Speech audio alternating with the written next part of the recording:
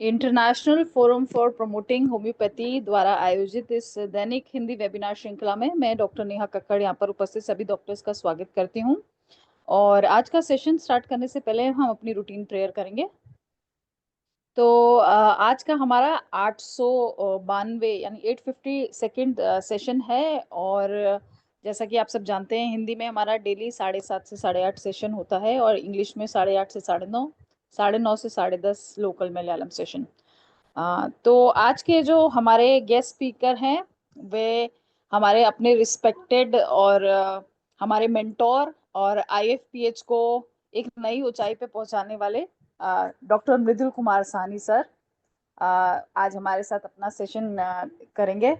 तो मैं सर का बहुत बहुत स्वागत करती हूँ। जैसा कि आप सब जानते हैं, doctor Sahni Sahni doctor B Sahni के सुपुत्र हैं और जो एक लीनिएज चली आ रही है होम्योपैथी के थ्रू हेयर ट्रांसमिशन, उसको कैरी फॉरवर्ड करने वाले एक लेगेसी है। इनके सुपुत्र डॉक्टर अमित साहनी भी एक थर्ड जनरेशन होम्योपैथ हैं। तो साहनी सर का बहुत बहुत स्वागत है। और आज का जो साहनी सर का टॉपिक है, साहनी सर नेशनल और इंटरनेशनल लेवल पे अक्लेम्ड होम्योपैथ हैं। काफी सारे आर्टिकल्स, रिसर्च, वेबिनार, सेमिनार, सब जगह सर का प्रेजेंस है और एक गाइडिंग फोर्स है होम्योपैथ होम्योपैथ्स के लिए और होम्योपैथी को आगे ले जाने के लिए।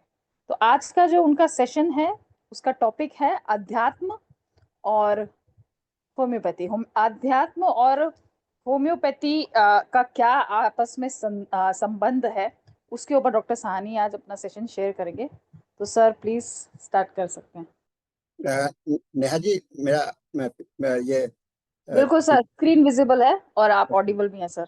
हाँ जी। तो सभी को सुप्रभात, गुड इवनिंग एंड सभी को मृदुल मेरा आशीर्वाद।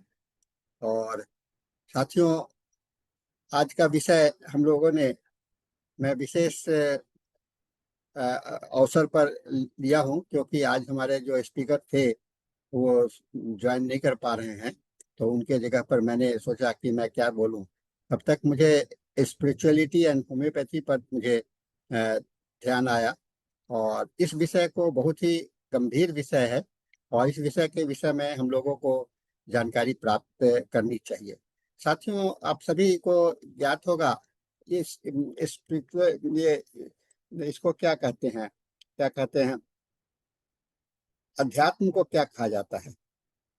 अध्यात्म के विषय में आपके क्या क्या सोचते हैं, अध्यात्म क्या होता है। अध्यात्म के विषय में जब हम लोग सोचेंगे तो इसके इसकी क्या सार्थकता है और क्या है अध्यात्म, इसको जानने का प्रयास करना चाहिए। तो अध्यात्म, और आप स्टुअर्ट क्लोज को भी पढ़ेंगे, मैं होम्योपैथी के परिप्रेक्ष्य में ही सारी बातें करूंगा। अध्यात्म में और जो पूरे ब्रह्मांड को हम लोग दो भागों में बांटते हैं, दो स्तर पर देखते हैं। एक स्तर होता है ऐसा स्तर जो कि फिजिकल मटेरियल होता है, और दूसरा स्तर जो होता है उस मटेरियल से परे होता है, मटेरियल यानी कि भौतिकवाद। और एक होता है अध्यात्म। अध्यात्म का मतलब होता है जिसे हम लोग वो सूक्ष्म होता है, गहन होता है और व्यापक होता है, सभी जगह पर होता है, लेकिन मटेरियल सभी जगह पर नहीं होगा, है ना। और जो इसे आत्मा, परमात्मा, जीवन के उद्देश्य और मानव अस्तित्व के अर्थ से संबंधित है। और अध्यात्म का विभिन्न हम लोग अर्थों में लेते हैं, धार्मिक, दार्शनिक और आध्यात्मिक, है ना। धार्मिक, आध्यात्मिक और दार्शनिक रूप में लेते हैं। इसका हम लोग उपयोग कहाँ पर करते हैं, इसका पहलू क्या है। हमारा पहलू इसमें है आत्मज्ञान के लिए, अपनी जानकारी के लिए ध्यान, योग, प्रार्थना करते हैं। जीवन का उद्देश्य जानने के लिए, हमारा नैतिक मूल्य क्या है, इसको जानने के लिए हम लोग करते हैं। तो आइए आज हम लोग इसको देखेंगे, इन सारी बातों को जान करके और इन सारी बातों के साथ में हम लोग क्या लगाव। हमारा शरीर जो है वह एक भौतिक शरीर है। हम लोग जिसको देखते हैं, जो सामने में दिखलाई पड़ता है, वह दृश्य है। और उस दृश्य को के माध्यम से हम लोग बहुत चीज को नहीं देखते, लेकिन दो बात को हमको सोचना पड़ता है जब भी हम सोचते हैं दो बातों को। एक कि हम जीवित हैं और मृत हैं। दो अवस्था में हमारा जीवन मिलता है, एक सजीव होता है, एक निर्जीव होता है। तो निर्जीव अवस्था में जब हम होते हैं तो निर्जीव अवस्था में हमारे पास में कोई हलचल नहीं होता है, और सजीव अवस्था में हमारे पास में हलचल होता है। तो हलचल क्यों हो जाता है, अंदर में क्या हो जाता है और क्या बदलाव हो जाता है, इसको जानना हमारे लिए बहुत ही जरूरी होगी। कहते हैं कि we are not human beings having a spiritual experience, we are spiritual being having a human. कहते हैं कि हम लोग ह्यूमन बींग्स इसलिए नहीं है कि हमको स्पिरिचुअल एक्सपीरियंस, हम लोग स्पिरिचुअल बींग्स हैं जिससे कि हम लोग को ह्यूमन का, मनुष्य होता होने का आभास होता है। तो इतनी गहरी विषय है जिसको कि मैंने आज सोचा कि आप लोगों के साथ में शेयर करूंगा।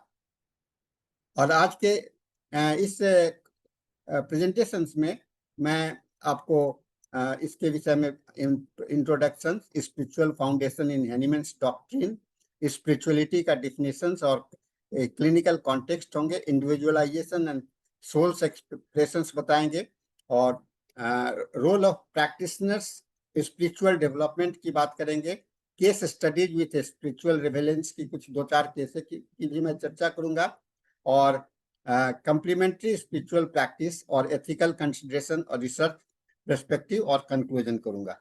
ठीक है ना। तो सारांश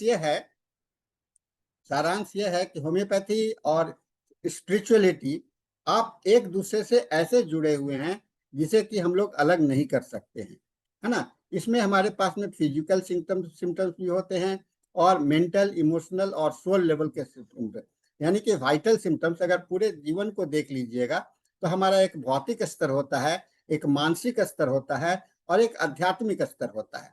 और हेनीमैन ने भी इसको बात को कहा है। Practice of homeopathy by doctor Hahnemann जो है सो स्पिरिचुअलिटी के नेचर को वाइटल फोर्स के कंसेप्ट को लेकर के ही किया। और होम्योपैथी दूसरे पैथी से इसलिए भिन्न है, दूसरे पैथी से इसलिए अलग है कि यह होम्योपैथी में जो मूल आधार है हमारा इलाज करने का, चाहे वह जीव सजीव स्वस्थ अवस्था हो या निर्जीव या बीमार की अवस्था हो, दोनों में हम लोग सजीव स्वस्थ अवस्था या बीमार की अवस्था में, दोनों के अवस्था में इसी का खेल होता है, इसी के अंदर में परिवर्तन होता रहता है। और इसी को जानने का प्रयास आज हम लोग करने जा रहे हैं। साथियों, होम्योपैथी अपने बचपन से ही, अपने प्रारंभिक काल से ही अन्य चिकित्सा पद्धतियों से बिल्कुल अलग रहा है। केवल एनाटॉमिकल स्ट्रक्चर्स के आधार पर नहीं रहा है, इसमें वाइटल डिस्टरबेंस को लेकर के वाइटल फोर्स का इफेक्टिंग क्या है, वाइटल फोर्स का इफेक्ट क्या है हमारे पूरे माइंड, बॉडी, स्पिरिट का, ये हम लोग इसमें अध्ययन करते रहे हैं। इसको आज हम लोग जानने का प्रयास करते हैं। ठीक है ना। Homeopathy from the inception has addressed the deeper layer of human suffering. Unlike conventional system that limits disease to anatomical or biochemical changes, homeopathy views disease as a disturbance in the life force. हम लोग क्या मानते हैं कि हमारे vital principal में गड़बड़ हो गया तो हम लोग बीमार पड़ गए, वाइटल प्रिंसिपल में हम बीमार पड़ गए तो हम लोग बीमार हो गए। और जब जितना आज के वर्तमान समय में ये जो पूरे ग्लोब में, पूरे वर्ल्ड में होलिस्टिक हीलिंग की बात चल रही है और स्पिरिचुअलिटी अब कोई नई बात नहीं रह गई है, और इसे लोग एक कंपोनेंट ऑफ इंटीग्रेटिव मेडिसिन के रूप में लेकर के चल रहे हैं। इसीलिए इसका अलाइनमेंट जो है सो होम्योपैथी के साथ में करके हम लोगों के लिए और भी महत्वपूर्ण हो जाता है। डॉक्टर हेनीमैन ने अपने 9th एफॉर्म को, आप सभी लोग अवलोकन कीजिए, आप लोग सभी को 9th एफॉर्म को से परिचित हैं। कहा कि 9th aphorism, in the healthy condition of man, the spiritual vital force maintain a harmony of life. कहा कि हेल्दी कंडीशन में और डिजीज कंडीशन में क्या हो जाता है, यही वाइटल प्रिंसिपल जो है तो हमारा डिस्टर्ब हो जाता है और हम लोग हम लोग बीमार पड़ जाते हैं। ये अलाइनमेंट है, स्पिरिचुअल अलाइनमेंट ही है जो कि हम लोगों को बीमार करता है। और ये हम बहुत सारा समय में आप देखते होंगे, बहुत समय में हम लोग देखते हैं कि बिना किसी, हम लोग बीमार पड़ गए, कोई लक्षण नहीं मिल रहा है, लेकिन डॉक्टर के पास में जाते हैं, लोग कहते हैं कि इनको तो कोई बीमारी नहीं है, लेकिन पेशेंट में तो सफरिंग है। तो सफरिंग कहाँ है? सफरिंग एक वाइटल लेवल पर है, वाइटल प्लेन पर है, मेंटल प्लेन पर है। और मेंटल जो है सो रिप्रेजेंटेटिव होता है वाइटल वाइटल का, और बॉडी जो होता है उसका वाहन होता है। यानी कि बॉडी, शरीर जो होता है उसका वाहन है, और वह उसको आगे की ओर ले जा स्पिरिचुअल फाउंडेशन। वाइटल फोर्स क्या है? The Prince spiritual in essence. यानी कि एक ऐसा है, सूक्ष्म है, जो कि एक डिरेंज्ड हो जाता है इंटरनल फैक्टर से या एक्सटर्नल फैक्टर से, दोनों इंटरनल फैक्टर और एक्सटर्नल फैक्टर से डिरेंज हो जाता है, और ये हमारे अंदर में गड़बड़ियां होती हैं। और होम्योपैथिक मेडिसिन का गोल क्या होता है? It is not just to relieve the physical symptoms, but to restore the spiritual equilibrium of the patient. Now, ये दो बात हमारे पास में आता है। हम लोग तो ये सोचना चाहिए, दो बातें हमारे सामने में आता है कि हम क्योर करना और वेलनेस करना। आज के समय में क्योर शब्द बहुत सीमित हो गया है। आराम रहना, ठीक रहना एक मामूली सी बात है, लक्षण से मुक्त हो जाना मामूली सी बात है, लेकिन दर्द से मुक्त हो जाना मामूली सी बात होता है। लेकिन दर्द नहीं रहते हुए भी हम स्वस्थ अपने को महसूस नहीं करते हैं, तो इसको हम लोग वेलनेस नहीं करते, हम लोग ठीक नहीं है। तो ये क्यों हो रहा है? क्योंकि हम लोग वाइटल प्लेन पर हम लोग ठीक नहीं है। तो हमारा जो उद्देश्य है, होम्योपैथिक मेडिसिन का उद्देश्य है कि हम लोगों को फिजिकल सिम्टम्स को ही केवल खत्म ना करें, मानसिक लक्षण को ही केवल नहीं खत्म करें, बल्कि हमारा स्पिरिचुअल संतुलन को बनाए, जिससे कि हम लोग अपने आप को स्वस्थ महसूस करें।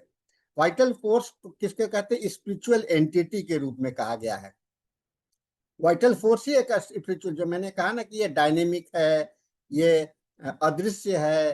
तो वाइटल प्रिंसिपल को अगर आपके शरीर में खोजने को कहा जाए तो नहीं मिलेगा, लेकिन आप वाइटल फोर्स का एक्शन को देख सकते हैं, इसके फंक्शंस को देख सकते हैं। The concept of vital force align with the spiritual tradition across the culture, है ना। हमारे ये जो है तो वाइटल प्रिंसिपल का कॉन्सेप्ट खाली हमारे होम्योपैथी में नहीं है, चाइनीज कॉन्सेप्ट में भी है, हमारे प्राण और क्रिश्चियन में न्यूमा, है ना, और मुस्लिम में रूह। All refers to the subtle non material life energy that animates the body and connect it to the higher concept. हमारे बॉडी को एनिमेट करता है, माने कि उसमें जान देता है ना, उसके अंदर में एनर्जी देता है, एक ऐसा एनर्जी भर देता है, जान भर देता है, जिसको हम लाइफ कहते हैं, वह भर देता है, जिससे कि हम लोग काम करने लगते हैं। तो हायर कॉन्शियसनेस से जुड़ना। अन्यथा हमारे अरविंदो ने कहा है, फिलोसफर अरविंदो ने कहा है, अरविंद के हर एक चीज के अंदर में कॉन्शियसनेस है ना, चेतनता है, चेतन और अचेतन। अचेतन अवस्था ये होता है जहाँ की वाइटल प्रिंसिपल नहीं होता है, अब का रोल नहीं प्ले हो रहा होता है, या डॉर्मेंट स्टेज में होता है। लेकिन चेतन अवस्था में हम लोग तो अरविंदो ने कहा है कि ये consciousness is embedded in every element of this planet। इस पृथ्वी पर जितने भी ब्रह्मांड में जितने भी एलिमेंट हैं, उस पर आपका कॉन्शियसनेस उसमें समाहित है। हाँ, ये है कि जागरूक अवस्था में है, या डॉर्मेंट स्टेज में है, या एक्टिव स्टेज में है, या स्लीपिंग मोड में है। इस चीज को हम लोगों को ध्यान में रखना चाहिए, ठीक है ना। और माइज्म को क्या कहते हैं? डॉक्टर हेनीमैन ने इसी का विपरीत शब्द लाया, माइज्म। माइज्म को हम लोग कहते हैं कि ये एक माइज्मा थ्योरी है, और माइज्मा थ्योरी केवल डॉक्टर हेनीमैन की देन नहीं है। ये हिप्पोक्रेट्स के जमाने में भी माइज्मा कहा कि दूषित हो जाना, है ना, दूषित हो जाना। और कहते हैं कि हम लोग जब तक दूषित नहीं होंगे, प्रदूषित नहीं होंगे, पॉल्यूटेड नहीं होंगे, तो हम लोग तब तक हम लोग स्वस्थ रहेंगे। लेकिन जब इस माइज्मा जो है सो स्पिरिचुअल डिस्टॉर्शन लाएगा, मैंने स्पिरिट में आपका बदलाव लाएगा, विकृति लाएगा, तो आप बीमार पड़ जाओगे। तो ये से कहा कि, और इसको हेनीमैन ने अपने, और हेनीमैन को भी समझने में 12 साल लग गए थे। आप सभी सब जानते होंगे कि हेनीमैन ने इमीडिएटली ऑर्गेन ऑफ मेडिसिन में वाइटल प्रिंसिपल के साथ में माइज्मा को नहीं लाया, ये माइज्मा को बाद में लाया, 12 साल के बाद में लाया। और उसको उन्होंने कहा कि हाँ, ये बदलाव आ जाता है, लक्षण हो जाता है, लक्षण ही महत्वपूर्ण नहीं है, लेकिन ये लक्षण में जो बदलाव आ जाता है उस बदलाव का कारण क्या है, बदलाव का कारण क्या है, कारण को ढूंढने का। जब उन्होंने कारण को ढूंढने का प्रयास किया तो अपने सैकड़ों हजारों केस रिपोर्ट्स को उन्होंने खंगाला और सभी के हिस्ट्री को उन्होंने अध्ययन किया, उनके केस रिकॉर्ड्स में थे और सभी को केस रिकॉर्ड्स में देखा, वहां पर उनके पास्ट हिस्ट्रीज को देखने का कोशिश किया और उसके आधार पर उन्होंने देखा कि वो सोरा का जन्म दिया, क्योंकि उस जमाने में ईच बीमारी का काफी प्रकोप था और उसके आधार पर उन्होंने उसका विकृति को देखने का कोशिश किया और वहीं से सोरा का भी जन्म होता है। तो अब इसको केंट ने इसको अलग से कहा है, इसमें 3 पॉइंट है केंट ने इसी बात को, डॉगमेटिज्म, डॉगमेटिज्म, एंटी मेटेरियलिस्टिक और द रिलीजियस मोरालिटी। डॉगमेटिज्म क्या है, एंटी मेटेरियलिस्टिक क्या है और द रिलीजियस मोरालिटी को भी हम लोग देखेंगे। डॉगमेटिज्म क्या है, when you see a failure, when you see a failure you may be sure that they are within yourself। आपको ये होना चाहिए, ये डॉक्टर केंट का व्यू है स्पिरिचुअलिटी में। अगर आपने आपको असफलता देखते हैं तो आपको अपने अंदर में देखना चाहिए, और अगर आप देखते हो कि होम्योपैथी फेल कर रहा है तो आप वहां पर उल्टा कर रहे हो, क्योंकि फेलियर्स लाइज, ये विश्वास है, डॉगमेटिज्म विश्वास है, you will begin your correction on the wrong side of the ledger. अगर आप बाहर में गलती खोजने जाओगे तो पहले अपने अंदर में गलती खोजो और बाद में बाहर की गोल। तो ये कहा डॉक्टर, ये हैनीमैन डॉक्टर केंट का व्यूज है। दूसरा, डॉगमेटिस्ट लोग जो होते हैं, eternal principle develops are authoritative, the law of similar is a divine law.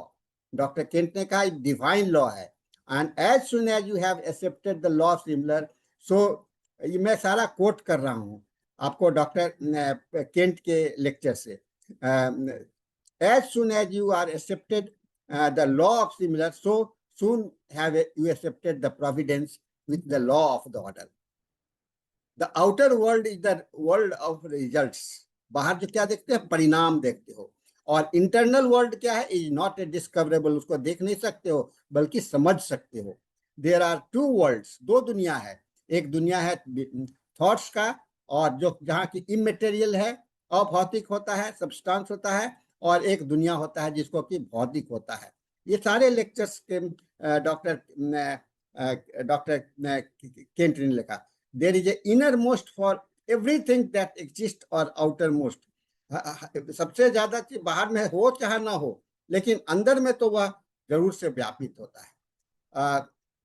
The whole tone of throughout the Kent lecture is instantly dogmatic, inflexible और dictatorial. हम लोग कह सकते हैं कि एकदम उन्होंने डिक्टेटर के जैसा इस बात को कहा, डिक्टेटर के बात को कहा कि अगर हैनीमैन के प्रिंसिपल को आप नहीं समझोगे, नहीं इस पे स्टार्ट करोगे, तो you can not practice homeopathy. देखिए बड़ा अच्छा लाइन लिखा है, homeopathic principle when known are plain, simple and easily comprehensible, है ना, ये आपको ऑर्गेनन में लिखा है। जो प्रिंसिपल है वो इजीली कंप्रहेंसिबल है, और ये hormone between the opinion of the men of science, the Hahnemann has given the principle which we can study and advance upon। It is law which governs the world and not the matter of the opinion or hypothesis। आपकी परिकल्पना से, आपका किसी दृष्टिकोण से ये दुनिया नहीं चलती है, दुनिया चलती है आपके अंदर की भावनाओं से। कहा कि ये लॉ जो होते हैं फिक्स्ड होते हैं, बदलते नहीं है, है ना, वो लॉ हमेशा एम्पेरिकल होते हैं, जैसे कि ग्रेविटेशनल लॉ है, इस पर कोई भी अगर मगर की बात नहीं होती है, ये हमेशा होना ही होना है। दूसरा है एंटी मेटेरियलिस्ट, जो कि और इस केंट ने कहा, केंट कहा the doctrines have no business whatever to be down in the sphere looking for the cause of the disease but should correct the vital principle. सारी बातों का समरी यही है, डाउन द स्वेस, आप अपने करेक्ट करो और आप ठीक हो जाओ। करेक्ट करना हमारे लिए बहुत ही आवश्यक है। एंटी मेटेरियलिस्टिक व्यू फिर केंट का है the tendency of the human mind. अब देखिए हमारा हमारा दृष्टिकोण क्या होता है, हम लोग क्या चाहते हैं कि हमारा जो टेंडेंसी जो होता है, हम लोग हमेशा चाहते हैं कि हम लोग जो दिखलाई पड़े उसको देखें, है ना, विजिबिलिटी की। लेकिन और जब तक नहीं देखते हैं तो हम लोग विश्वास नहीं करते हैं। और आपको ज्ञात होगा कि बैक्टीरिया का थ्योरी भी जब तक उन्होंने बैक्टीरिया नहीं देख लिया तब तक नहीं जाना कि बीमार होता है। मॉलिक्यूलर थ्योरी भी इसी बात पर आया और इतने भी पागलपन का हो जाता है और लोग मानने लगे कि बैक्टीरिया माइक्रोब्स यही कारण है रोग का। लेकिन ये बहुत ही, कहा डॉक्टर केंट कहते हैं, ये बहुत ही एक्सीडिंगली डेंजरस है, बहुत ही खतरनाक है। क्योंकि जो बैक्टीरिया वायरसेस कोई कब आता है, ये एक सफाई करता है ना, स्कैवेंजर्स हैं, जो कि मरने के बाद में जब वहां पर कोई विकृति होती है तो वहां पर उसको खाने के लिए वहां पर पैदा होते हैं, है ना। पहले जैसे आम के पेड़ पर आम फलता है तो फलने पकने के बाद में तो कीड़े आते हैं। कीड़े क्या पहले से है वहां पर? नहीं नहीं, कीड़े जब पक जाते हैं, जब वह उसका विकृति शुरू होता है तब कीड़े आते हैं। माने विकृति तो पहले शुरू हो गया और वह सड़ना शुरू हो गया और उसके बाद में कीड़े आते हैं। तो माइक्रोब को डिजीज का कारण नहीं कर सकते हैं, ऐसा डॉक्टर केंट ने कहा। फिर टेंडेंसी ऑफ द ह्यूमन,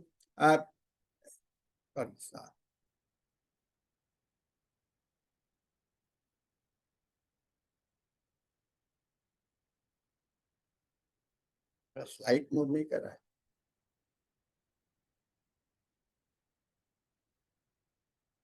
हाँ, it is not from external things, बाहर से कोई बीमार नहीं करता है, अपने अंदर से ही होता है।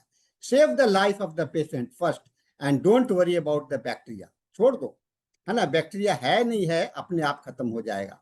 देयर इज इंसैनिटी, कहते हैं कि यह पागलपन है साइंस का, वर्तमान साइंस का, जो कि यह मानते हैं कि बैक्टीरिया है और एंटी बैक्टीरियल मेडिसिन देते हैं। एंटीबायोटिक्स का जन्म हुआ और एंटीबैक्टीरियल मेडिसिन जो है तो कहते हैं कि ये बैक्टीरिया तो इनोसेंट है, इसका कोई माने इनोसेंट कहने का अर्थ होता है कि ये इसका कोई इसमें लगाव नहीं होता। ये तो आते हैं अपना खाना रोजी रोट में अपना भोजन प्राप्त करने के लिए आते हैं, उनका कोई रोल नहीं है, वह आने खाने के लिए आते हैं। और जब आप बैक्टीरिया को मारने की बात करते हो तो लाइफ को मारने की बात करते हो, क्योंकि बैक्टीरिया भी जीवित जीव है और आपके अंदर का जीव और बैक्टीरिया का जीव, जब भी कोई एंटीबायोटिक मेडिसिन दिया जाता है तो उससे केवल बैक्टीरिया का नुकसान नहीं होता है, बल्कि उसके साथ साथ में आपका आपके टिश्यू का भी नुकसान होता है, आपके बॉडी का भी नुकसान होता है। उसके बाद में कहते हैं the religious moralist, you can not divorce medicine and theology. अब यहीं पर डॉक्टर केंट कहते हैं मेडिसिन और थियोलॉजी या थ्योरी को अलग नहीं किया जाता। Man exist all the way from the innermost spiritual to its outermost natural, है ना। मनुष्य का जीवन कहाँ, उसके भीतर से लेकर के बाहर तक। Man who can not believe in God can not become a homeopath, तो होम्योपैथ नहीं बन सकता है। The man body become corrupt because man interior will become corrupt. भीतर का आदमी को करप्शन कब आता है, शरीर में बीमारी कब आता है, जब भीतर मनुष्य का मन के अंदर में बदलाव आ जाता है। Man become dispose to sick by doing evils, है ना। आप गलत काम करोगे, गलत सोचोगे तो पहले आपका वाइटल प्रिंसिपल गड़बड़ाया, फिर आपका माइंड मेंटल लेवल गड़बड़ाने लगा और फिर आप धीरे धीरे आपका स्पिरिचुअल भी गड़बड़ाने लगा। और कहा फिर डॉक्टर केंट कहते हैं psora is the evolution of the state of man's will, the ultimate sin, ultimate पाप, उन्होंने सिन वर्ड यूज किया है। आपके सबसे जो अंतिम पाप है उसके कारण ही सोरा का पदार्पण होता है। This outgrowth which comes upon man from living life of ill willing is psora. और थिंकिंग, विलिंग एंड डूइंग, तीन बात होता है। हम सोचते हैं, इच्छा करते हैं और करते हैं, और ये तीनों चीज का जो है सो हम लोगों को एक्यूट डिजीज से क्रॉनिक माइज्म की ओर ले जाता है. Had psora never been established as a miasm upon the human race, susceptibility to acute disease would have been impossible. अगर ये नहीं होता तो शायद हम लोग आज ससेप्टेबिलिटी को भी नहीं समझ सकते. तो इस बात को हम लोग समझने के बाद में आते हैं हम लोग थोड़ा सा कहते हैं बॉयड के पैकर का एक, obedience is the powerful spiritual medicine. अगर आप ओबीडियंस होगा, यानी कि आपके अंदर में भावुकता होगी, आपके अंदर में एक ओबे करने का, अपने भीतर की आत्मा को सुनने का शक्ति होगा, तो वह सबसे बड़ी दवा है. It comes close to the being all cure. सभी सारे क्योर का यहाँ पर जन्म है. अब स्पिरिचुअलिटी को भी मैं थोड़ा सा पहले बता चुका हूँ, फिर डिफाइन करने का कोशिश करूंगा. Spirituality is broadly defined as the search for meaning. है ना, आपका जीवन का अर्थ क्या है, उद्देश्य क्या है, और आपका अपने से क्या जुड़ाव है और दूसरे के क्या क्या क्या जुड़ाव है. आप अपने को क्या जानते हो, आपका दूसरे के साथ में क्या संबंध है, और आपका इस वर्तमान इस पृथ्वी पर आपका क्या स्थान है. ये रिलीजियस बिलीफ लाता है. सो स्पिरिचुअल का डेफिनेशन जो है, so clinical spiritual in spirit coping mechanism. इसे क्लिनिकली हम लोग इसको देखेंगे तो क्लिनिकल कॉन्टेक्स्ट में रोग हम लोग के में इसको coping mechanism, recovery, silence and patient compliance and emotional wellbeing, ये 4 लेवल पर स्पिरिचुअलिटी हमारा काम करेगा. कोपिंग मैकेनिज्म यानी कि उसके साथ में कोप करना, उसके साथ में सहने की शक्ति होना. दर्द है, दर्द को आप कैसे सह रहे हो, इस सहने की शक्ति अगर होना, ये बहुत इंपॉर्टेंट हो जाता है. फिर उसके बाद में रिकवरी एंड रिसाइलेंस, आप ठीक होने लगते हो. फिर पेशेंट आपका उसके साथ में क्या बर्ताव होता है, और इमोशनल वेलबींग्स तक पहुंच जाते हो. तो इसे कहा जाता है स्पिरिचुअल आउटलुक जो है, सो एक पॉजिटिव हेल्थ आउटकम लाने के लिए, और क्रॉनिक और टर्मिनल कंडीशंस में, सारे अवस्थाओं में आप बहुत आसानी से रोग के अंदर में बदलाव ला सकते हो. कहते हैं individualisation and the soul expression. अब हम लोग होम्योपैथी में कहते हैं कि इंडिविजुअलाइजेशन क्यों कहते हैं? The principle recognises that each person illness is unique, expressed and often reflect their inner life story. भीतर का दवा है ना. अब एक आदमी दूसरे से अलग होगा, क्यों? क्योंकि एक आदमी का आत्मा या वाइटल प्रिंसिपल दूसरे के मैच नहीं कर सकता है, दूसरे से मैच नहीं करेगा. इसलिए डॉक्टर इंडिविजुअलाइजेशन कहते हैं क्या है, ये सोल का एक्सप्रेशन है. जब आप रोगी को इंडिविजुअलाइज करते हो, उसके सिम्टम्स से उसको एक समूह से निकाल करके अलग लाते हो, तो क्या लाते हो? उसके अंदर में आप उसके अंदर का एक उसका मूल चीज को निकालते हो, उसके प्रिंसिपल को रिकॉग्नाइज करते हो, उसके वाइटल प्रिंसिपल को रिकॉग्नाइज करते हो, और वही दवा जो है तो सिमिलियम दवा कहलाएगा, और आपको क्योर करने में मदद करता है. और इसलिए कहते हैं हर एक दवा का, आपका होम्योपैथी दवाई जितनी भी हैं, सबको कहते हैं सोल आर्कीटाइप है ना. उसका आधार क्या है? उसमें सोल लाइक है, पूरे आत्मा के जैसा है, जैसे ऑरम मेटालिकम है ना. ऑरम मेटालिकम का थीम क्या है? Despair, loss of faith, suicidal thoughts and divine disconnection, है ना, divine disconnection. Aurum ignatia amara, romantic grief, spiritual betrayal and high ideals. Pulsatilla, spiritual softness, उसके प्रति surrender and need for the divine love. Sulphur, pride, egotism, spiritual yearning, philosophical restlessness. ये बातें हमको दवा को समझने के लिए भी हमको देखना पड़ेगा. हमारा दवा जो है तो केवल मटेरियल मेडिसिन नहीं है ना. हर एक दवा का एक के अंदर में एक सोल है ना. हर एक दवा का सोल है, और जब तक उस सोल को पकड़ के नहीं पकड़ोगे तो आप ऑरम मेटालिकम को यूज नहीं कर सकते हो, इग्नेशिया को यूज नहीं कर सकते हो. केवल यही कि सदमा लग गया तो आप ये करोगे, तो नहीं. उसके हाई आइडियलिज्म है, उसका आप विश्वास, और सॉफ्टनेस का अगर भाव नहीं आएगा तो पल्सेटला नहीं आएगा, चेंजेबिलिटी का भाव नहीं आएगा, सरेंडर का भाव नहीं आएगा. तो पल्सेटला नहीं आएगा। और सल्फर का तो हम लोग समझते हैं स्पिरिचुअल अर्निंग, स्पिरिचुअल के लिए, फिलोसॉफी के लिए, दर्शन के लिए तो वह रेस्टलेसनेस बड़ा रहता है। फिर कहते हैं सोल का, इंडिविजुअल का एक्सप्रेशन सोल में, मैं उन स्थानों पर देख जा रहा हूं जहां पर कि आप इंडिविजुअलाइजेशन का में सोल का एक्सप्रेशन देख सकते हैं, यानी कि अपने स्पिरिचुअलिटी का एक्सप्रेशन देख सकते हैं। Dreams, delusion and symbolic. Certain remedies are known for their spiritual theme. These remedy seems to address not symptoms but existential dilemma. Dream analysis and delusion are in the repertory often provide spiritual clue. अगर आप सपना को, बहुत सारे lectures हमारे इस forum में हो चुके हैं कि स्पिरिट ड्रीम्स का कितना महत्व है।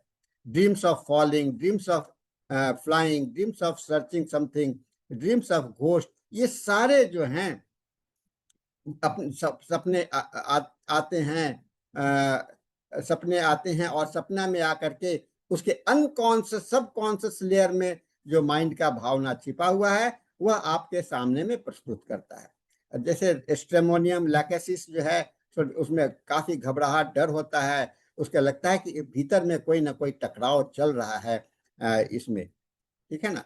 क्लिनिकल इंटीग्रेशन में स्पिरिचुअल केस टेकिंग में हम लोग का क्वेश्चनिंग की बात आते हैं। केस टेकिंग के लिए हम लोग जब रोगी से पूछते हैं तो आप रोगी के साथ में आप क्लिनिकल इंटीग्रेशन कैसे कर सकते हैं स्पिरिचुअल का, तो केस टेकिंग का क्वेश्चन हो सकता है। आप रोगी से ये पूछना चाहिए, आपको जीवन का क्या पर्पस है? Do you believe in higher power? How do you experience the suffering? आप रोगी से पूछते हो दर्द है, रोगी कहता है दर्द है। मैं पूछता हूं कि दर्द, आपको बॉनिगिसन ने भी कहा क्विज, क्विड है ना, क्विज, क्विज मतलब कि रोगी को क्या है, कष्ट क्या है। अब कष्ट तो दर्द, कष्ट नहीं है, दर्द के कारण जो अनुभूति हो रही है ना, वह कहते हैं experience, how you do you experience. तो रोगी से जब हम लोग दर्द की बात करते हैं तो दर्द में क्या महसूस हो रहा है? डॉक्टर साहब दर्द में मैं मर जाऊंगा, है ना, डॉक्टर साहब मैं दर्द में मर जाऊंगा, माने उसको लग रहा है कि डेथ का प्री सेंटिमेंट हो रहा है, डेथ, मुझे डेथ होने वाला है, मरने वाला हूं। और उस रोगी से हम लोग ये भी पूछते हैं क्या आपको प्रार्थना में विश्वास है, मेडिटेशन में विश्वास है? तो वहां पर क्या होता है कि उसका आधार हम लोग को मिलता है। इससे हम लोगों को थेराप्यूटिक रिलेशंस को, मेडिसिन को खोजने में हम लोगों को काफी मदद मिलती है। तो साथियों, एक चीज का हमेशा ध्यान में रखना चाहिए कि जब तक हम अपने केस टेकिंग में स्पिरिचुअल केस टेकिंग क्वेश्चंस को नहीं कंप्लीट करेंगे, बॉनिगिसन के 7 हेक्सामीटर को नहीं अपनाएंगे, तो हमारा स्पिरिचुअल केस टेकिंग कंप्लीट नहीं होता है।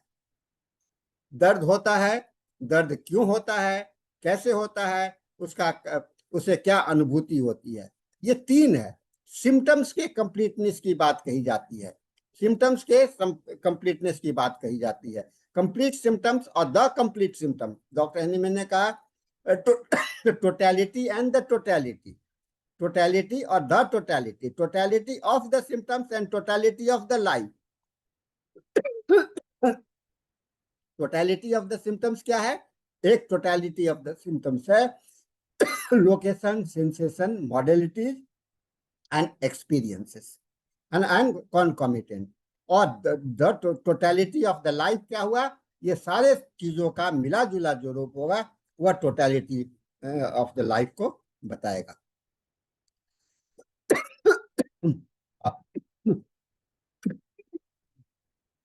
अब हम होम्योपैथ को क्या होना चाहिए? हमको इम्पैथेटिक होना चाहिए, रोगी के साथ में भावुकता में नहीं बढ़ना चाहिए।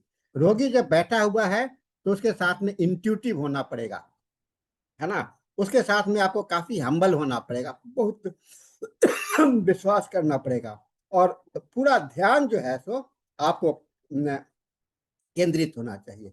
रोगी जब आपके सामने बैठा हुआ है तो रोगी के भावनाओं में आप बह जाएंगे, उसके कष्ट के साथ में आपको भी अगर कष्ट होने लगता है तो क्या होगा? आप उसके लक्षण को नहीं देख पाइएगा, इंट्यूटिव, उसको क्या होने वाला है सामने में देख करके उसका आभास नहीं हो पाएगा, तो आप उसको रोगी को नहीं समझ। और रोगी के साथ में आप अगर हम्बल नहीं होंगे, बहुत ही जागरूक उसके साथ में काफी माइल्ड नहीं होंगे, उसके साथ में बहुत सम्मान के साथ में नहीं देखेंगे, प्यार के साथ में नहीं देखेंगे, तो आपको समझ में नहीं आएगा। तो ये हम लोगों को क्वालिटी को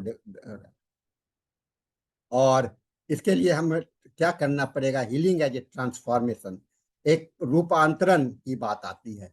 हीलिंग क्या है? रूपांतरण है, माने स्वस्थ से अस्वस्थ से स्वस्थ अवस्था में ले जाना, रूप का अंतर हो जाना। मनुष्य बीमार है और बीमार से वह स्वस्थ की हो रहा है, यानी कि एक रूप का अंतर हो रहा है। रूप का अंतर केवल लक्षण नहीं बदल रहा है, पूरा ट्रांसफॉर्मेशन। तो हीलिंग को क्या कहते हैं? ये ट्रांसफॉर्मेशन है। और इनहेंस्ड सेल्फ तभी होगा जब पेशेंट को उसको जागरूक करवा दीजिए कि आपका यही इसी कारण से दर्द है। जब वो जागरूक हो जाता है तो उसमें इमोशनल कैथेरेसिस और उसके इमोशंस को थोड़ा सा समझाने का कोशिश कीजिए, फीलिंग ऑफ डिवाइन कनेक्शन, और उसके अंदर में एक संबंध विश्वास पैदा करना पड़ेगा और रिन्यूड पर्पस। और उसके लिए अगर उसका जो पर्पस ऑफ द लाइफ अगर नहीं समझ रहा है तो उसे पर्पस ऑफ द खोजने, और आपको भी पर्पस ऑफ द लाइफ को खोजना चाहिए। एक केस स्टडीज मैं आपको सामने में प्रस्तुत करता हूं, जो कि ओरम मेटालिकम का था और काफी डिस्पेयर में था। ये 35 साल का कॉर्पोरेट एक्सिक्यूटिव है जो डिप्रेशन, एंजाइटी और इंसोमोनिया से सफर कर रहा था। लॉस्ट लॉस्ट वो इंटरेस्ट, लाइफ से पूरा उसका इंटरेस्ट खत्म हो गया था। प्रोफेशनल स्कैंडल्स है उसमें, अंदर में बहुत गिल्ट की का फीलिंग था, लॉस ऑफ फेथ, विश्वास की कमी हो गई थी, और हमेशा मरने की बात सोचता था। तो ऐसे में इसको हम लोगों ने इन सारी बातों को देख करके गिल्ट कॉन्साइंस ऑफ, रूब्रिक्स आपको रिपोर्टरी में मिलेगा, गिल्ट कॉन्साइंस ऑफ, और इस गिल्ट कॉन्साइंस को लेकर के और स्ट्रॉन्ग फीलिंग ऑफ गिल्ट और ये लॉस ऑफ फेथ और थॉट्स ऑफ सुसाइड लेकर के हम लोगों ने ऑरम मेटालिकम को देखा। और 6 महीने के बाद में उसके मूड में स्टेबिलिटी आने लगा, स्पिरिचुअल प्रैक्टिस उसके फिर से आ गए, उससे काम में मन नहीं लग रहा था। स्पिरिचुअल प्रैक्टिस केवल प्रार्थना से नहीं होता है, काम में मन लग जाने को भी कहते हैं, तो उसके सेंस में चेंज जाते हैं। तो साथियों, इस तरह से हम लोग देखते हैं कि रोगी के साथ में, हर एक चीज के साथ में, जब तक आप एक बदलाव लाने का कोशिश नहीं सीखते हैं, स्पिरिचुअलिटी नहीं होती है, तो इन सारी बातों को लेकर के साथ में आप होम्योपैथी को नहीं समझ सकते हैं। इसलिए स्पिरिचुअलिटी का एक हम लोगों के साथ में गहरा संबंध है। इसी तरह से नेट्रम म्यूरिटिकम को हम लोग सबको ही जानते हैं, सप्रेस्ड स्पिरिचुअल ग्रीफ के रूप में। 26 साल की महिला थी और उसके अपने पति के मरने के बाद में काफी दुख था, और उसके आपसे बात नहीं कर, लेकिन काफी बात करने के बाद में कुछ हम लोगों को वो उसको अपने आप को अकेला कर ली थी, और धीरे धीरे उसके सर में दर्द होने लगा, और दर्द की गोलियां खाती रही, दर्द का गोलियां खाती रही हमेशा, और सभी चीज से, काम से उसका इंटरेस्ट जो है तो प्रार्थना में, सभी चीज से अलग हो गया। अब ये नेट्राम्यूर में का लक्षण था। नेट्राम्यूर का एक 1M दिया गया, ग्रेजुअली इमोशनल थ्रो ऑकर्ड, धीरे धीरे उसके बदलाव आने लगे, और उसका री engagement in the spiritual community, और धीरे धीरे उसका माइग्रेन भी समाप्त हो गया। तो माइग्रेन इसलिए नहीं समाप्त हुआ कि नेट्राम्यूर दिया गया, माइग्रेन इसलिए समाप्त हुआ कि उसके अंदर का ग्रीफ फीलिंग को और आपने रिवाइव कर दिया, क्लियर कर दिया, और उसके कारण वहां पर वह ठीक हो गया। तो इस तरह से बदलाव लाना जरूरी है। एक दूसरा केस और मैं बताना चाहूंगा, carcinosin in self denial and spiritual conflict. Carcinosin के विषय में हम लोग क्या जानते हैं? कार्सिनोसिन अपने आप को स्वीकार नहीं करता है, अपने आप को खाता है, अपने आप को खाता है। आइए इस रोगी में हम लोग इसको देखते हैं। एक 42 साल का व्यक्ति है, केयर गिवर, मैंने लोगों को सेवा करता है। उसको फाइब्रोमैल्जिया था, पेट मसल्स वगैरह में पेन थे, क्रॉनिक फैटिक था, और सी वाज कॉन्स्टेंटली सभी को मदद करते रहती, जैसे नर्स टाइप की थी। हर डिजायर और अपने बचपन से लेकर के रिलीजियस बिलीफ भी था उसको काफी। लेकिन ये सारे डिस्कनेक्ट हो गए, दर्द, सारा दिमाग जो है तो कहाँ हो गया, दर्द में सीमित हो गया। और दर्द में सीमित हो जाने के कारण हम लोग उसको वो अपने आप को भूल गई कि हमारा क्या उद्देश्य, मैं क्या हूँ, सेल्फ डिनायल है ना, वो सेल्फ डिनायल। तो यहाँ पर कार्सिनोसिन का 1 mg दिया गया और करीब करीब 1 महीना के बाद में उसको अपने को वह समझने लगी और अब उसके सारे दर्द भी धीरे धीरे है। यानी कि कहने का मतलब है, जब तक उसके दर्द को गायब करने के लिए आप रस्टॉक्स और बेलाडोना ये सब देते रहिएगा तो नहीं चलेगा। उसको देने के लिए आपको उसके दर्द के कारण को जाना पड़ेगा और यहाँ पर आपको स्पिरिचुअलिटी का सहारा मिलता है।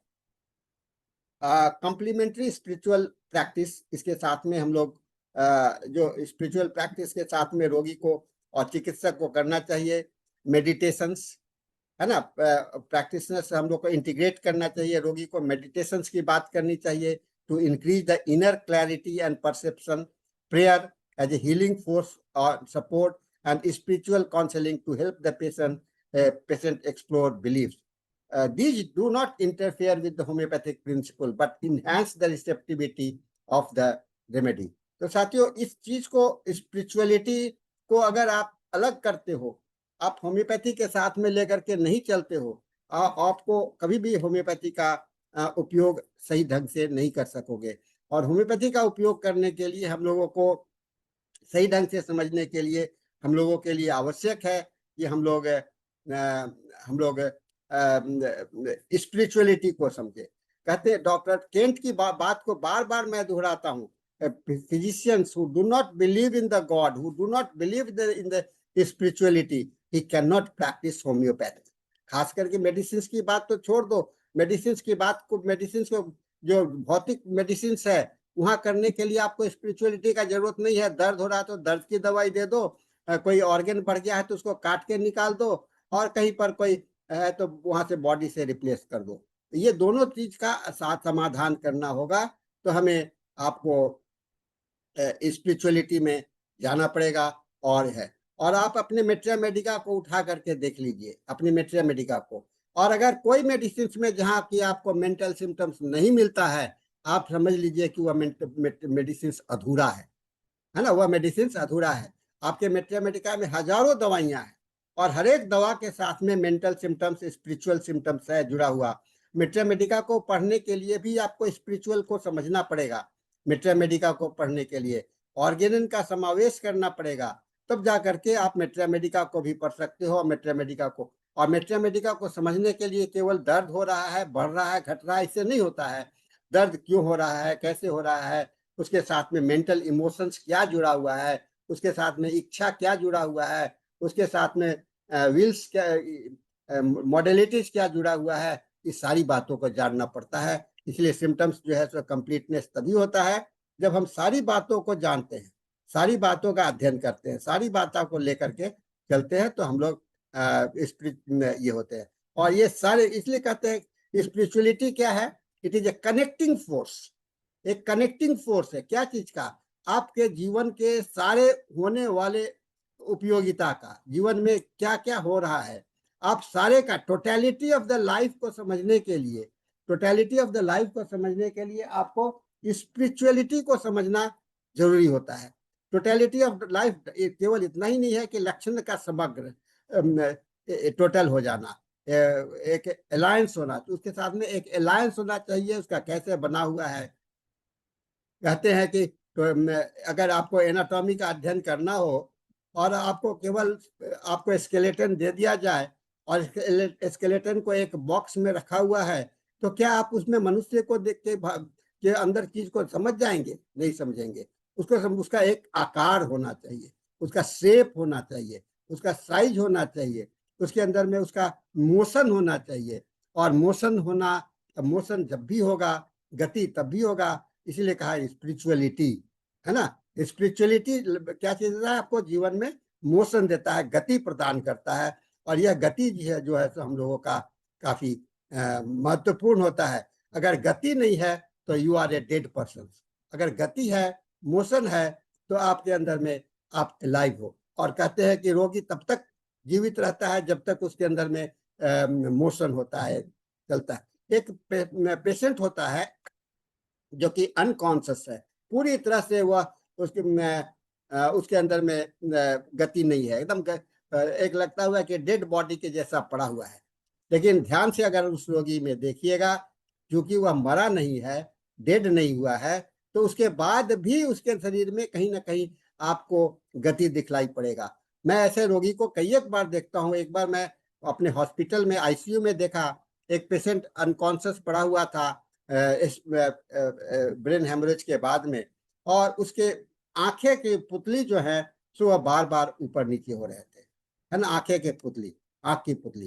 तो सब कुछ नहीं है, वो अति चल रहा। पैर की उंगलियों में थरथराहट होना, आप कहीं ना कहीं पर तो आप उसमें हलचल दिखलाई पड़ता है। इसलिए कहते हैं कि अगर आप स्पिरिचुअल सिम्टम्स, स्पिरिचुअलिटी का आभास होगा, तो आपको इस बात की जानकारी होगी कि इस पेशेंट में गतिशीलता, जब तक गतिशीलता है, और डिजीज होने का मतलब क्या होता है, गतिशीलता जो है, मोशन जो है सो विकृत हो गया है, वो मोशन में थोड़ा सा बदलाव आ गया है। तो उस बदलाव को देखने के लिए, आपको प्रयास करना होगा, जिससे कि आप दवा का चुनाव कर सके। दवा का चुनाव इसलिए नहीं हो पाएगा कि आपने उसके मोशन को देखने का ध्यान नहीं किया। अनकॉन्शियस पेशेंट है, क्या दे दवा दे डॉक्टर साहब, आपको समझ में नहीं आएगा, क्योंकि बोल भी नहीं सकता है, आपको कारण भी नहीं पता चला है। अगर हेड इंजरी हुआ और उसके कारण वह बेहोश पड़ा हुआ है, तो क्या आपको समझ में आएगा? अर्निका दे दोगे ठीक हो जाएगा? नहीं होगा। आपको वहां पर उसके बॉडी के हलचल को देखोगे, तब जाकर के आपको वहां पर दिखलाई पड़ेगा। और मैंने ऐसे रोगी, और मैं ऐसे अनकॉन्शियस पेशेंट के साथ में ऐसा मैंने देखा है। दूसरी बात मैं कहूंगा, डेल्यूजन। अब डेल्यूजन और रियलिटी में क्या फर्क है? डेल्यूजन आपका भ्रमित है, यानी कि आपके अंदर में एक भ्रम का भाव भरा हुआ है।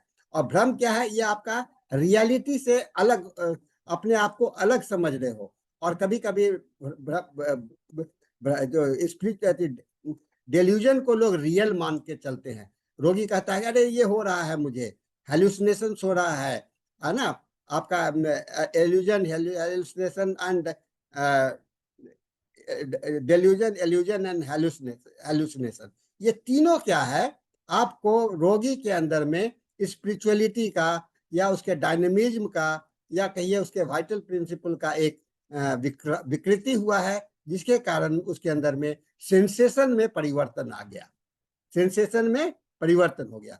हम लोग कहते हैं ना कि सेंसेशन है, सेंसेशन तब होता है, सेंसेशन गति को इंडिकेट करता है, और वह सेंसेशन में परिवर्तन आ गया, वही आपको है, तो उसको वह सेंसेशन है। रियलिटी, असत्य को सत्य मानना, सत्य को असत्य मानना, ये हम लोगों का अपने दिमाग में चलता रहता है। और इसको समझने का, रोगी को देखिएगा तो अपने अपने धर्म के हिसाब से, अपने अपने परिस्थिति के हिसाब से किसी चीज को सत्य मानता है, किसी चीज को असत्य मानता है। लेकिन थ्योरी ऑफ द रिलेटिविटी कहता है एक परिप्रेक्ष्य में वह सत्य है और दूसरे परिप्रेक्ष्य में वह गलत है ना। एक ही चीज सत्य भी होता है, एक ही चीज गलत भी होता है। एक परिप्रेक्ष्य में वह सत्य होता है, दूसरे परिप्रेक्ष्य में वह गलत होता है। तो साथियों, स्पिरिचुअल प्रैक्टिसेस का हम लोगों को अपने साथ में करना चाहिए, अपने बदलाव करना चाहिए। इसके लिए कुछ एथिकल मोरालिटी, हम लोग जब भी मेडिकल की बात करेंगे तो एथिकल कॉन्सिडरेशंस भी ले आते हैं। स्पिरिचुअलिटी से हम लोग को हमारा प्रैक्टिस बहुत अच्छा होता है, बहुत अच्छा हो सकता है।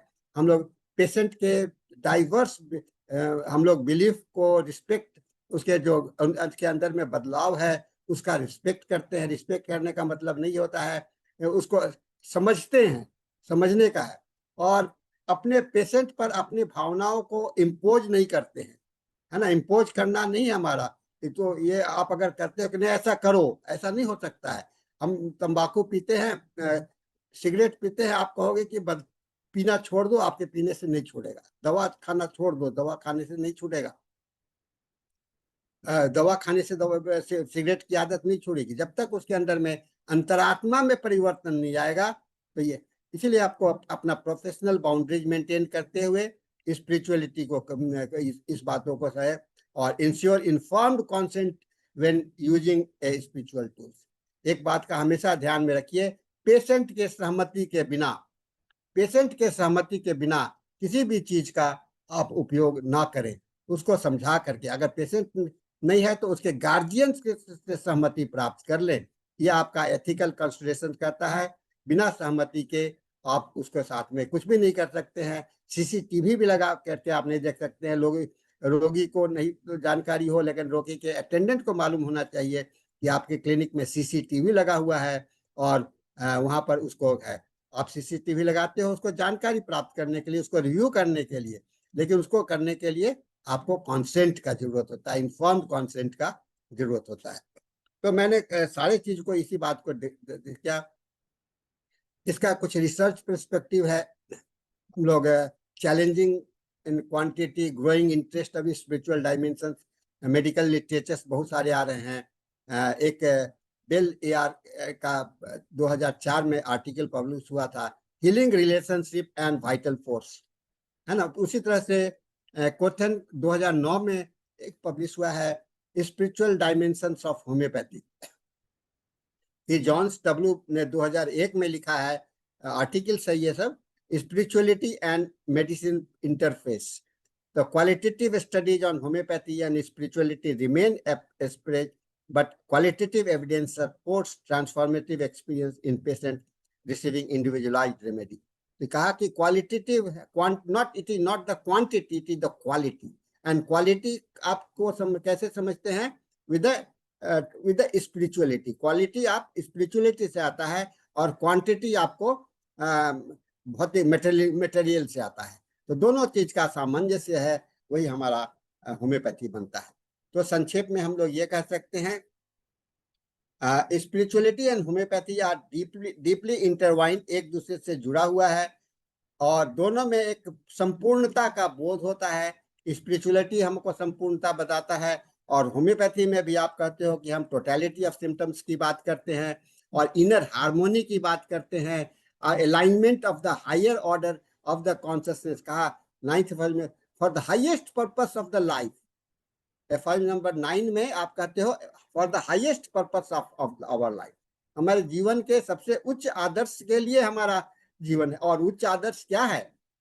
उच्च आदर्श क्या है? अपने आप को मेंटेन करना, अपने आप के स्थिति को बैलेंस बनाए रखना। और for the patient the journey of healing often becomes spiritual pilgrimage.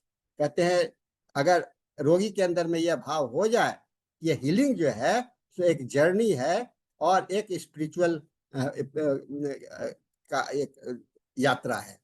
तो होम्योपैथिक प्रैक्टिशनर्स बिकम स्केयर्ड, इसलिए होम्योपैथी का जो है केवल आर्ट नहीं है, कंपैशन है, इंट्यूशन है, रेवरेंस है for the mystery of life.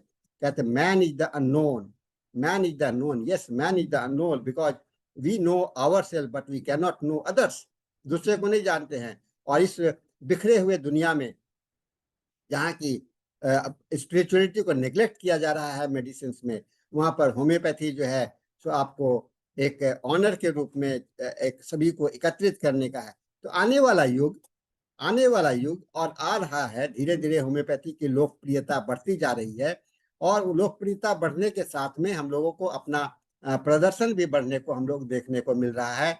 तो ये हम लोगों का दायित्व हो जाता है कि हम लोग अपने आप को एक अच्छे ढंग से हम लोग अपने आप को प्रस्तुत करें।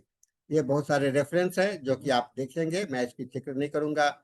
और we are all connected to each other biologically, to the earth chemically, to the rest of the universe atomically, है ना। अपने एक दूसरे से हम लोग जुड़े हुए हैं बायोलॉजी के माध्यम से, अर्थ से जुड़े हुए हैं केमिस्ट्री के माध्यम से, और पूरे दुनिया से एटॉम के रूप से हम लोग को जुड़े हुए हैं। तो थैंक यू वेरी मच। और इसके साथ में हमारा ये सेशन समाप्त होता है। हम लोग आप लोगों को मैं समझता हूँ कि आप इसको कुछ समझ हम लोग बताने का मैंने कुछ प्रयास किया है, वो सफल होगा। हमारे पास में समय की सीमा है। मैं हम लोगों के पास जी कुछ हाँ मिनट जी। बचे हैं, चर्चा कर सकते हैं। नेहा कक्कड़ जी, आप हाँ हैंड जी रेज किए हैं। सानी सर ने, हाँ जी सानी सर ने एक बहुत ही इम्पोर्टेंट टॉपिक पे आज प्रेजेंटेशन दिया, स्पिरिचुअलिटी। और जैसा कि सहानी सर ने कहा कि उसमें डॉक्टर केंट ने, डॉक्टर हेननेमैन ने भी ये जतलाया है कि homeopath should believe in God और in spirituality to practice homeopathy. Homeopathy practice करने के लिए आपको स्पिरिट में मतलब जो हम कहते हैं वाइटल फोर्स, जो डायनामिक है, जो डायनामिक्स है, उसमें बिलीव करना, उसको मानना एक बहुत अहम वो है। डॉक्टर हेनेमैन जो 250 साल पहले उन्होंने ये कॉन्सेप्ट इंट्रोड्यूस किया था वाइटल फोर्स का, होम्योपैथी का, माइन्यूट डोजेस का और डायनेमिक डोजेस का। डायनेमिक जो वो था, और ये तब उन्होंने कहा था जब ऐसा इरा था जब आ, जो मॉडर्न साइंस है वो सिर्फ क्रूड और मटेरियल बेसिस ऑफ डिजीज पे काम करती थी, मटेरियल डिजीज पे, बेसिस ऑफ डिजीज पे, और मटेरियल बेसिस ऑफ ड्रग्स पे भी। और उस टाइम पे डॉक्टर हेनमैन ने ये स्पिरिट लाइक या डायनेमिक वाइटल फोर्स और उसका कंसेप्ट किया था। और ये हमारे वेदों में हर जगह मेंशन है कि जो भगवान का तत्व है सूक्ष्म तत्व है, सब अति सूक्ष्म तत्व है, हम उसको देख नहीं सकते, लेकिन वो महसूस किया जाता है, जो हमारे ऋषियों ने अपनी मेडिटेशन में और उसमें महसूस किया था। तो उस चीज को ही का होम्योपैथी एक, हम कह सकते हैं, एक नया पार्ट है, एक नया आयाम है, जिसको हम बेसिस लेके अपनी प्रैक्टिस को आगे बढ़ा सकते हैं। क्योंकि अगर हम उस स्पिरिट को नहीं समझेंगे, उस स्पिरिट डायनेमिक फोर्स को हम नहीं समझेंगे, तो हम होम्योपैथी को भी नहीं समझ सकते हैं। उस डायनेमिक फोर्स को समझना, उस सूक्ष्म फोर्स का समझना, फिर सूक्ष्म से भी नेक्स्ट लेवल आता है हमारी साइकिक बॉडी, जिसे हम कहते हैं, जो हमारा मेंटल बॉडी जो होती है, या जिसे हम ऑरा, जिसका ऑरा बनता है इलेक्ट्रोमैग्नेटिक फोर्स से, वो भी एक तरीके की सूक्ष्म एनर्जी है। तो उस इलेक्ट्रोमैग्नेटिक फील्ड पे होम्योपैथिक मेडिसिन काम करती है, जो हमें नेकेड आई से नहीं दिखती है। तो सारा जो होम्योपैथी है वो बेस्ड ही सूक्ष्म जगत पे खाली है। मॉडरेटर बोलते रहे। हाँ, खाली। हाँ जी, डॉक्टर अनुराग त्रिपाठी भी सर कह रहे हैं कि ये डॉक्टर बहुत कुछ व्यक्त नहीं कर पाते हैं। हाँ जी सर। राम प्रवेश हैंड रेज किए हुए हैं। हाँ जी, हाँ जी सर। हाँ हाँ, thank you doctor Neha Kakkar. कुछ हाँ बोलने जी का सर। मौका देना चाहिए। बहुत बधाई हो, बहुत बढ़िया होम्योपैथी ने जो सब दिया बहुत अच्छा दिया। हमारा होम्योपैथिक भी साइंस कहती है कि बीमारी के कारण सूक्ष्म है, जो है होम्योपैथिक दवाई सूक्ष्म है। हम्म, हमारा अध्यात्म भी कहता है, राम चरितमानस में तुलसीदास भी लिखे हैं, जिनके दुख पारी करो वो दिन आपकी आवाज साफ नहीं आ रही है। नहीं बहुत हुआ। आपकी आवाज सुनो साफ नहीं आ रही है, थोड़ा सा वॉइस क्लियर नहीं है आपकी। सुनो सुनो, चरितमानस में कहा सर गया, नेटवर्क प्रॉब्लम है शायद। सुनो सर, हेलो आपकी आवाज साफ नहीं है राम प्रवेश जी, सर, आवाज साफ नहीं है। आवाज आवाज हेलो आवाज साफ नहीं है। क्या रही है आप? Hello sir. हाँ बोलिए, समय समाप्त, हाँ थोड़ा जल्दी समाप्त हाँ, कीजिए। हमारे होम्योपैथिक शास्त्र भी अदृश्य है, सूक्ष्म है, वाइटल फोर्स भी सूक्ष्म है, होम्योपैथिक दवाई भी सूक्ष्म है, बीमारी के कारण भी सूक्ष्म है, क्रोध है, लोभ है, काम है, सदमा है, एंजाइटी है, यह सूक्ष्म राम है। प्रवेश जी, तो आप अध्यात्म शास्त्र में अपने भी अपने बोला गया है, अपने रामचरितमानस में, सुनो तातम मानस रोगा जिनते दुख पावे सब लोग, आप अपने सीमा को समाप्त दिन कीजिए कर मूला डॉक्टर राम प्रवेश जी। पुनि सर उपजई राम बंधुआ। परवेश हेलो समय सर, सर टाइम की लिमिट हो गई है, इंग्लिश सेशन का अच्छा, टाइम हो रहा है। नहीं नहीं, हाँ ठीक जी है, सर। बहुत हाँ हाँ, जी सर। नेहा जी समय हाँ आप जी। क्लोज कर देंगे हम लोग। हाँ जी सर, बहुत बहुत धन्यवाद डॉक्टर साहनी सर का आज के सेशन के लिए। और हिंदी सेशन के लिए मैं सभी डॉक्टर्स का धन्यवाद करती हूँ। और अब मैं इंग्लिश सेशन के लिए हैंड ओवर करती हूँ डॉक्टर धनेश को।